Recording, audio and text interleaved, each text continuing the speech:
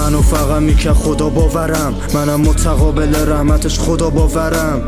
چه شب آرزون بود صبح پانشم، ولی رویهامو موف به شماها ندم. درسته یه جاهایی کم آوردم، به دیوار موش میزدم شبا محکم. صبرمو به سر آوردن، ولی تش خودمو از چاله در آوردم. وقتی همه رویام رب شد، همونجا بود جفت گوشام کر شد. واقعا شنوا این کم شد، ولی خب صدا بد خامم قطع شد. خیلی ها افر شروع کردن رفیق، ما یه اسیر زیرمون نبود. واسه کارمون هزینه میخواستیم، ولی حتی 2 قرون تو جیبمون نبود. تش واسه هم میکردیم هم دردی، بار روی دوشمونو کم کردیم.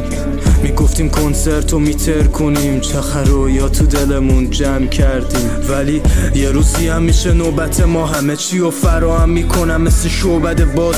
ما تو خمامونم انگیزه میسازیم رفیق، بدون جاودانه میشه اسم مختره ها.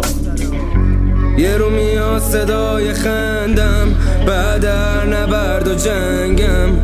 منم ستاره شرشم، دستم تو دست بچم. یه رو میاد صدای خندم، بعد هر نبرد و جنگم. منم ستاره شرشم، دستم تو دست بچم. یه رو میشال من خوب میشه خالی ریادود. دست ما که پر سر بود، سر چشمات یه پسر سوخت. خودش سودتر میره بوش، دارم میام بیرون توش من.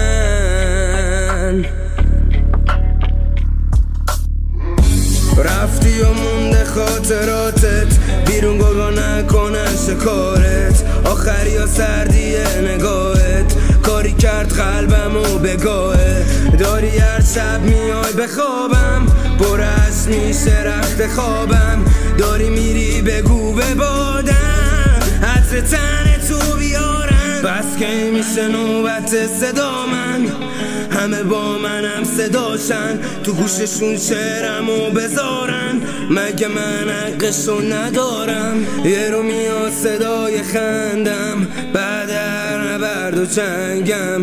منم ستاره شرشم، دستم تو دست بچم.